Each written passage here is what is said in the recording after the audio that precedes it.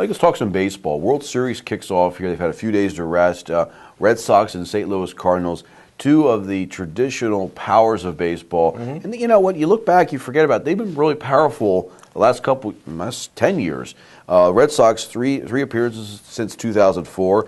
In the last 10 years, St. Louis has made it 4 times. Yeah, and what to me is even more impressive is 10 times in the postseason in the last 14 years. That's pretty consistent because when you get into these short series, I mean, anybody can win these short series. I mean, they won a World Series. The Cardinals won a World Series in 2006 when I think they won 84 games in the regular season. I mean, I hate that. Right. That really turns me off to baseball when a team that really isn't any good wins the World Series, which can happen all the time, and that's one reason why that would be sort of my theme of this segment, Starkey. I feel good about this World Series. I'm kind of looking forward to this World Series because I think these might be the 2 best teams in baseball, and that does not happen very often.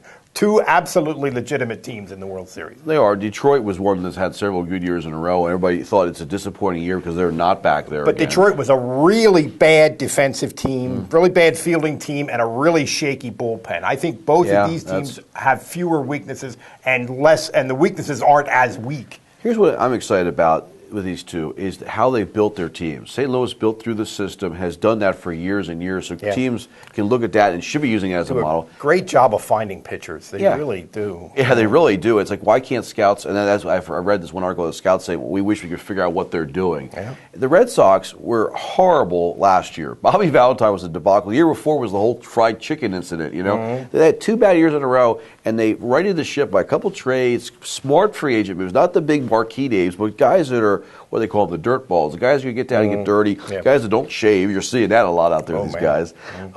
And they found winners. And I think it's a lot of other baseball teams, like other sports, a copycat type thing. I hope the other teams are taking notice of how to build winners. Yeah, what the Cardinals I think are the model. The Red Sox I think have gotten a little bit lucky. I mean, their bullpen is a bunch of guys that you really never heard of before who have been really lights out. And if you look at the starting pitching here, maybe you give the Cardinals a tiny edge because of this 22-year-old kid who's been so impressive. But if you throw the bullpen in there, although the Cardinals have a good bullpen too, the pitching is pretty even. It's pretty even, but that to me, that's how bullpens are. You always get that. General managers are fiddling with that all year long. Yes. And it's usually a bunch of no-namers. I'm thinking even back when the Phillies 93. Yeah. Name off. I mean, it's crazy how it works out. It is crazy, but that's kind of my point. I think they've gotten a little lucky. 8-0 in the World Series the last 2 times Red Sox have been there. They swept the Cardinals in 2004. They swept the Rockies as well. So interesting to see how they appear in this one. Yeah. I don't think it's going to be a sweep. No, I don't either. I mean, I think both of these teams are solid lineups guys that get quality at bats, make you throw strikes, know how to work counts, and then you have a lot of really good arms. I mean, 2 good baseball teams. It's pretty cool. Who are you taking? Cardinals. I just think they're a little solid. They're a little more solid overall. I think the Red Sox are very dependent on a guy like, for example, John Lackey, who has had an up-and-down career and an up-and-down postseason career. He's been good lately, and you think of him as a top-line guy, but okay, maybe. And it's a small edge. It wouldn't surprise me if either team won.